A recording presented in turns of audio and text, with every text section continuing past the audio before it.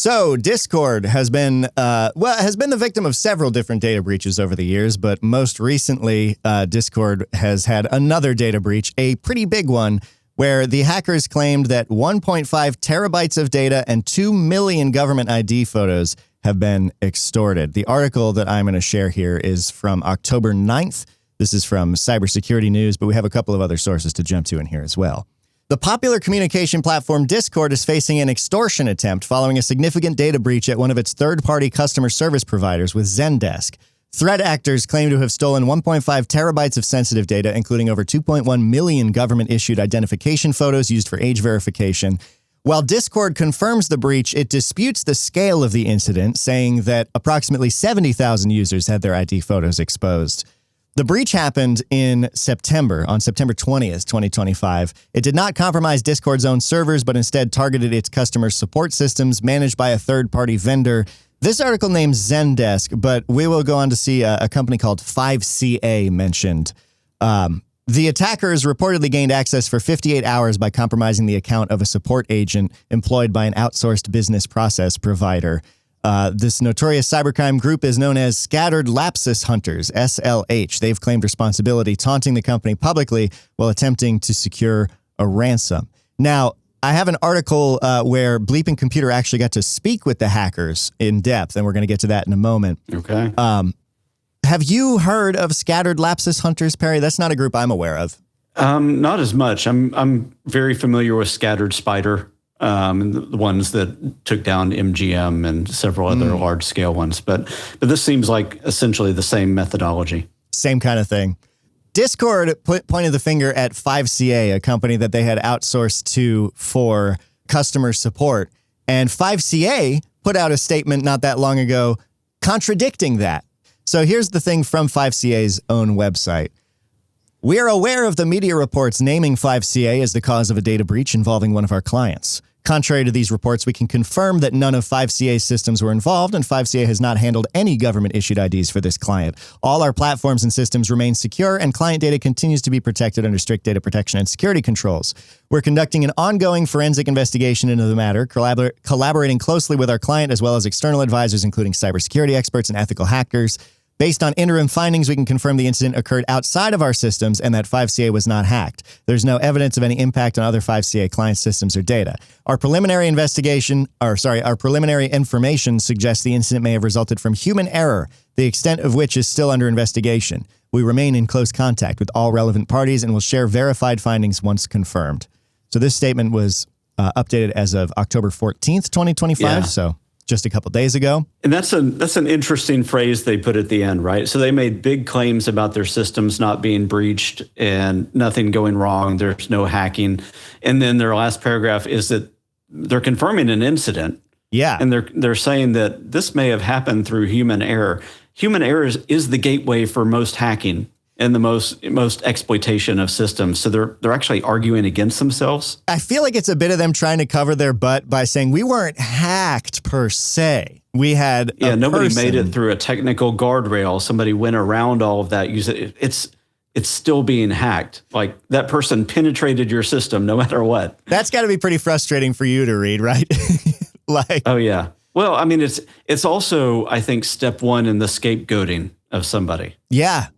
Some poor help desk person that received a phone call and got tricked into doing something is probably going to lose their job because the company can point to that. But in reality, if calling up a help desk person makes your company that vulnerable, then there's probably other processes that should have been in place.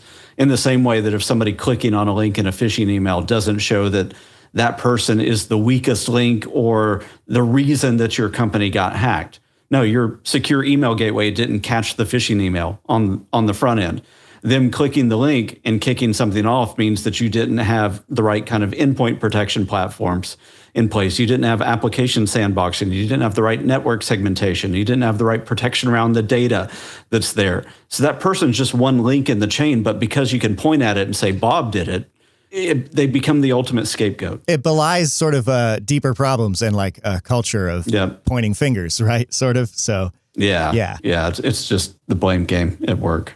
Not super great. So this will move to this fascinating article from bleepingcomputer.com, who got to speak directly with the hackers. We'll start here with Discord's statement to Bleeping Computer, where they said, first, as stated in our blog post, this is not a breach of Discord, but a third-party service.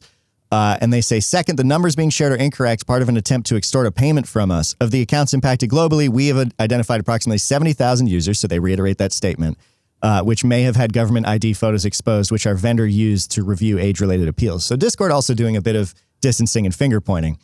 Here is where Bleeping Computer had a conversation with the hackers. I'll just read directly. In a conversation with the hackers, Bleeping Computer was told that Discord is not being transparent about the severity of the breach, stating that they stole 1.6 terabytes of data from the company's Zendesk instance. According to the hackers, and again, remember, they also have an incentive to inflate their own works, but they say they gained access to Discord's Zendesk. I can't say Zendesk. Discord's Zendesk instance for 58 hours beginning on September 20th. However, the attackers say the breach did not stem from a vulnerability or breach of Zendesk, but from a compromised account belonging to a support agent employed through an outsourced business process outsourcing provider. That would be 5CA. That's the human error they were referring to.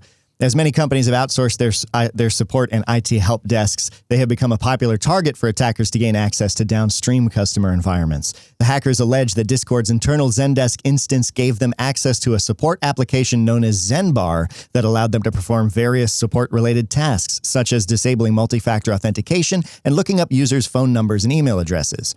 Using access to Discord's support platform, the attackers claim to have stolen 1.6 terabytes of data, including around 1.5 terabytes of ticket attachments, over 100 gigabytes of ticket transcripts. The hackers say it consisted of roughly 8.4 million tickets affecting 5.5 million users. 580,000 contained some sort of payment information. And the threat actors themselves acknowledged to Bleeping Computer that they are unsure how many government IDs were stolen, but they believe it's more than 70,000, as they say there were approximately 521,000 age verification-related tickets. They also shared a sample of the stolen user data, which can include a wide variety of info, including email addresses, Discord usernames, phone numbers, partial payment information, date of birth, MFA stuff. The payment information for some users was allegedly retrievable through Zendesk integrations with Discord's internal systems. The hackers want $5 million in ransom. They later stepped it down to $3.5 million. They've been engaged in private negotiations with Discord between September 25th and October 2nd. Discord ceased communications.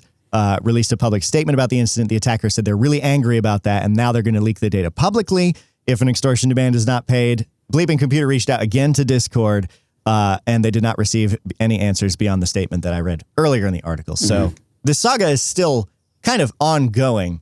I think the truth obviously lies somewhere in the middle. I feel like the hackers definitely stole more than 70,000 IDs. Probably so. Yeah, I mean, it's this weird kind of supply chain type of thing too. So, right, it's Discord to Zendesk to this 5CA. Was that it? I think the chain of connection goes, Discord hires 5CA for support. 5CA uses Zendesk's platform. So then that's like the primary vendor that they're doing business with, and everybody uses Zendesk. So Zendesk is kind of more of an innocent party in this, I guess. 5CA is saying that they didn't get breached, but if they did, it was Bob. What this shows from just a standard cybersecurity perspective is that third-party risk management is something that we've been talking about for a long time. The McDonald's hack. Yeah, Target hack, way back in the day from the HVAC vendors. Yeah. I mean, it just shows how long this has been a problem. And everybody's been talking about it. Everybody's been building process around it. Everybody's been auditing around it. It's just hard to know how long the chain is and how much that your diligence needs to transfer 3 and 4 channels down the chain. You're supposed to hold them to the highest standards on security and auditability and everything else. And so if they messed up that bad and had that bad of a spill, then what it means is that they probably weren't fully transparent in the first place about, or they were unknowledgeable about their own vulnerabilities. So either they were overly optimistic or they were overly ignorant. And there is the potential here for a good old fashioned honest mistake too, right? On the behalf of someone getting unlucky, being the one who clicks the link, because it could very well have just been that things lined up just right. I mean, you have to if you're going to provide support, you can't not have access to all sorts of these intricate systems. Right. But there should have been probably some more things standing in the way. Yeah. Well, I mean, that raises one more question, though. So with something like identity verification or anything where there's lots of personally identifiable information that's involved, how long do you actually need to keep that and store that? Right. Yeah. Because some of this could potentially just be a check, a verification going, yep, that checks out. And then you expunge that and you purge that. That's the other thing kind of at the heart of this that I had tried to make a mental note to remember, but then forgot was, why are these places storing these things? You would really assume they would get rid of them. Like when you went, recently I had to do a Google film your face thing to secure one of my accounts. And it was like, this video will be deleted 72 hours after upload and all of that. And like, you're like, that makes sense. Yeah. That's why the opening joke for this episode was avoid putting your government issued ID on any website if you can, because obviously they're not getting rid of them. Yeah, which is just a huge lax. I would like to, if somebody knows why they would want to keep that around after the fact, that would be great to know from a business perspective. I think, though, that if the main reason for doing this is just a simple one-time, yes, that person is or seems to be who they say that they are, we're going to go ahead and green flag this, then you probably don't need to keep that on file. In fact, from a business perspective, you might want to minimize your risk by explicitly expunging that. Yeah. It's bizarre that they didn't, apparently. So yeah, if anyone who is receiving this audio into your brain knows why that might not be the case, please reach out to us. hello@eighthlayermedia.com. Because you can sell it to the highest bidder. Yeah, that's the reason to do it. I guess, but surely you can't sell people's government IDs, right? I would think. I mean, I'm not well versed. No, that never happens. Yeah. Anyway. No, that does happen all the time. If you are one of the accounts affected, Discord says they will be emailing you from noreply@discord.com. So if you are one of the people affected. Which means that they don't want you to talk back to them. Yeah, no reply. Just keep an eye out for an email, I guess, especially if you have uploaded an ID to Discord, especially if you pay for Discord's features. If you don't, I don't really think you have much to worry about. Necessarily. I mean, I can't say that conclusively, but it definitely, if you've uploaded an ID and if you've paid for Discord, keep an eye on your email. Yeah. So that's that. Oopsie doops. Sounds good. Whoa. Yep. And might I add, oh no. Yeah. We're going to look at another oopsie in just a minute. Somebody that was a little bit sloppy with their own records keeping and accidentally put 183,000-ish porn images on a government server for the Department of Energy. And lost their access to the nuclear codes. Oh, boy. All because they wanted to make robot porn. Get ready. This next one's a doozy. We will be right back.